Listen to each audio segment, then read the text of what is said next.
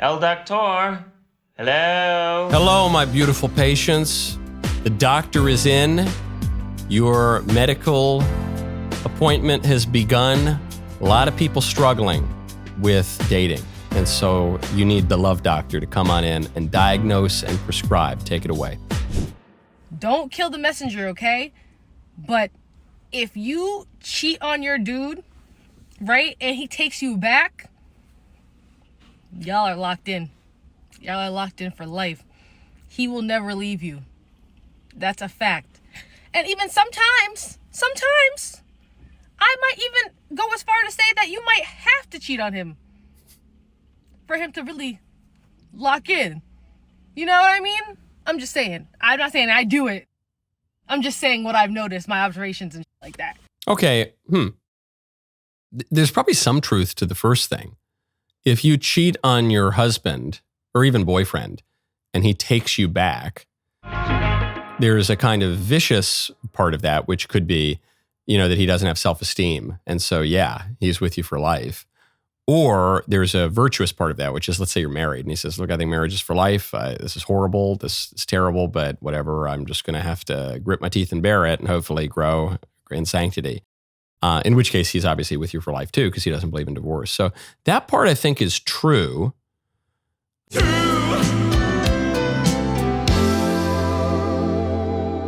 Then she goes further into some kind of kink or something, where she's saying, and actually the guy probably likes it when you cheat on him. And I don't know, man, there are people who like all sorts of weird stuff. So maybe that's true. I just want to know where the pregnant women are. But for most people, I think that's probably not. And in any case, it's like this is, as with so much of liberalism, there's this little kernel of truth that grows into a tree of lies or goes way off, and is so perverted. But if a woman does something horrible, like cheats on a man, she should beg and grovel for apology and, flagellate herself with discipline and beg for the man's forgiveness and then try to grow and be much better. So you could do that. That would be one way to deal with the brokenness of this world. But instead, because we're so concupiscent, she goes, yeah, and then you can do it even more. Like, okay. Sure, I'm sure that will lead to a lovely marriage. Next one. People act like open relationships are the craziest thing, as if monogamous relationships are working for everybody. Because I totally get it that monogamous relationships work for a lot of people. Lipstick! And confirming this, there's a study done in 2011, 900 people in it were asked, have you engaged in some sort of sexual activity with someone other than your partner in your current relationship? And 23.2% of men said yes. 19.2% of women said yes. So about a quarter and then about a fifth. Crazy. That's like a lot of people who are cheating.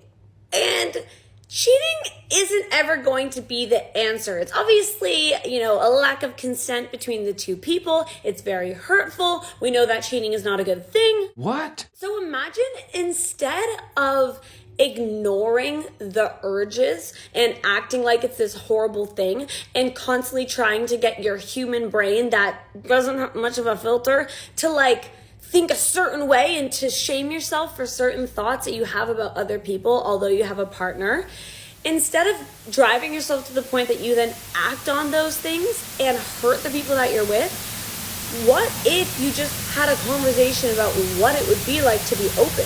This is like the guys on the right who, in the heyday of gay marriage, they said, well, look, I'm not saying I agree with gay marriage, but, marriage had already been so weakened by divorce and by the culture and promiscuity. And marriage had already been so weakened that we should completely destroy it. So your solution is to completely destroy it. How about you try to fix it? Says there are a lot of people today who are cheating on their significant others, boyfriends, girlfriends, or spouses. Says, so obviously the answer to that is you should all be complete sluts. How's that? That's not the answer. Come on, marriage isn't working for a lot of people. Yeah, how about you make it work then? I think part of the reason why you've got these issues in relationships is one, because there's no impulse for marriage anymore because we've in some ways abolished it, nearly abolished it in our law. So if someone's dating someone for 15 years, they don't have much of a reason to get married. Also because marriage is ordered toward the procreation and education of children. But today we deny that. So we say, no, you just get married we don't need to have kids. Plenty of people can't have kids. But these people go further. They say, no, we don't need to have kids. We don't need to want to have kids. We don't need to have joint bank accounts. The husband doesn't need to be the head of the household. The wife doesn't need to take the husband's name. The wife doesn't need to cook dinner. We don't need to live together. We don't need to go on vacation together. We don't need to, well, you're not married. In what meaningful way are you married? You don't do any of the things that marriage entails. So in that case, I get why people then go out and sleep with other people.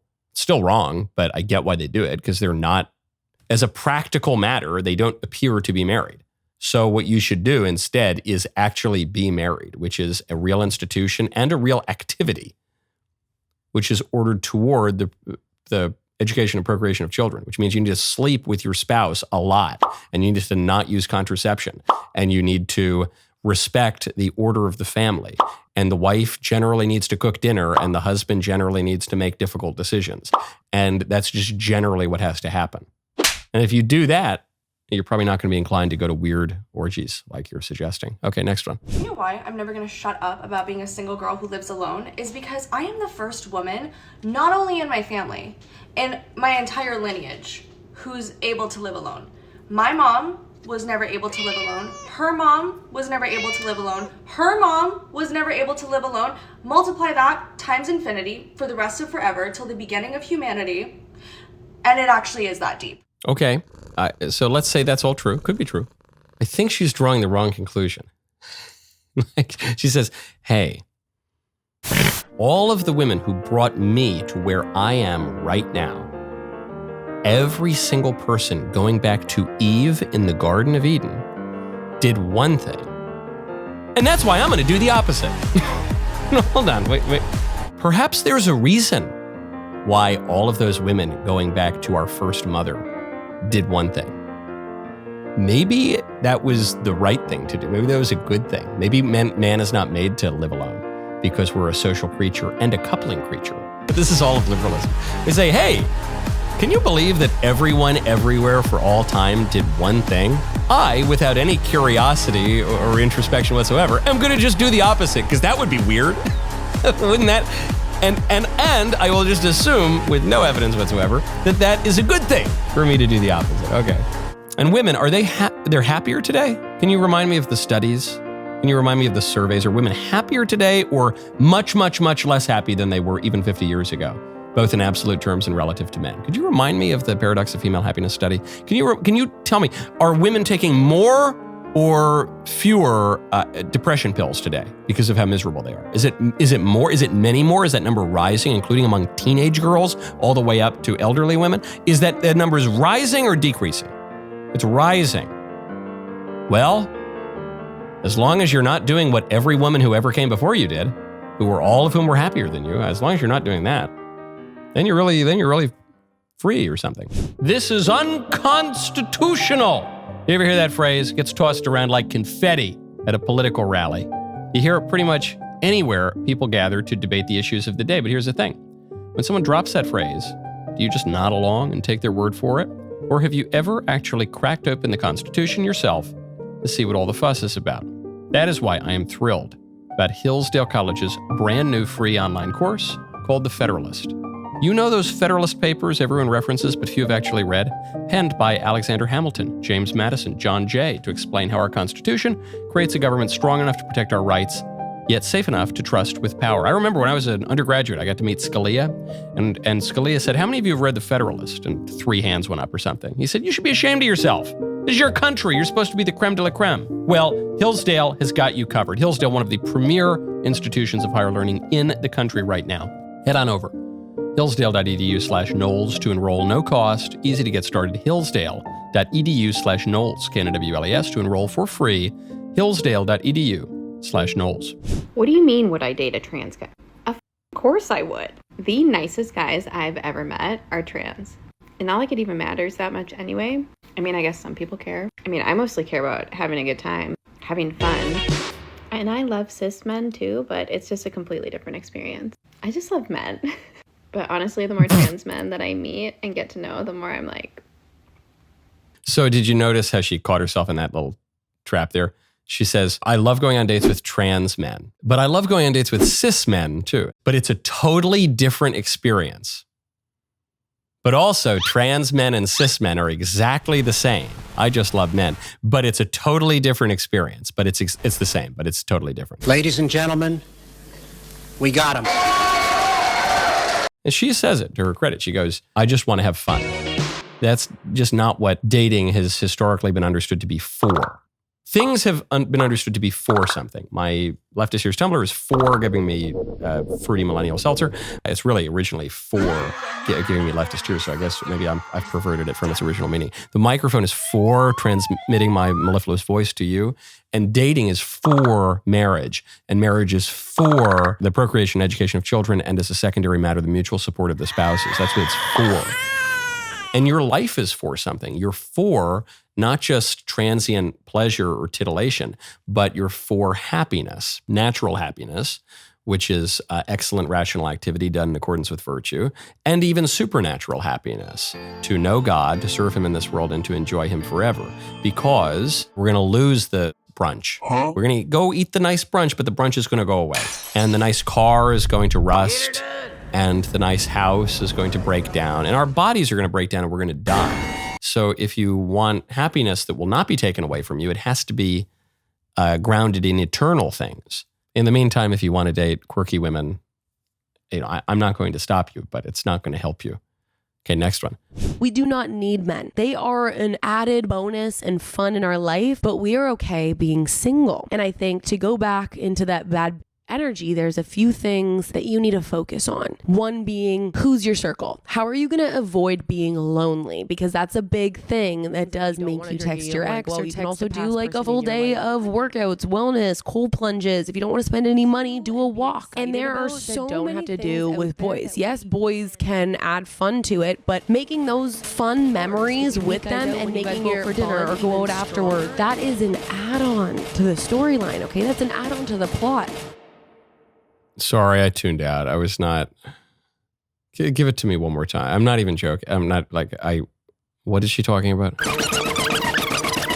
That's not true. Women need men and men need women. And in many ways, I think women need men more than men need women. Women are more inclined to be led by men than men are inclined to be led by women. I know there are exceptions, of course. The simps, Professor Jacob, but like all sorts of, there are exceptions, but generally, that's the case. So it's fine. Like if a girl's going through a rough spell and whatever, she doesn't have a boyfriend or she's broken up or whatever it is, it's good to go, for the girls to go out and do a book club or something. But they want the guys. They want to meet the Rizzler. That's just a fact. You can pretend you're just going out on the walk just to do you, but you're looking for the Giga Chad. I think that's fine. That's good. That's normal. There's nothing wrong with it. Next one. I don't really like dating religious dudes because in their core they really think I'm supposed to suffer because I ate an apple. That wasn't even me. Like, what are you even talking about? Okay. Well, it's kind of interesting the way St. Paul writes about the original sin. He says, all sinned in Adam. So even though Eve eats the apple first, we all sin in Adam. Adam's the head of the household, He's the decider, isn't he? It's not that we think you should suffer because we ate an apple. It's that we observe that you do suffer because we all ate an apple. Death pervades the world, and death pervades the world because sin pervades the world. And we all suffer because of that. I'm suffering watching your video, but you suffer. So why do you suffer? You come up with a better answer than the apple, I'm all ears, but you will not. All right, I have more wisdom to dispense. I think, do we need to do a part 2? I think we need to do a part 2 on this. But for now, the doctor's office is closed. I wanna stand with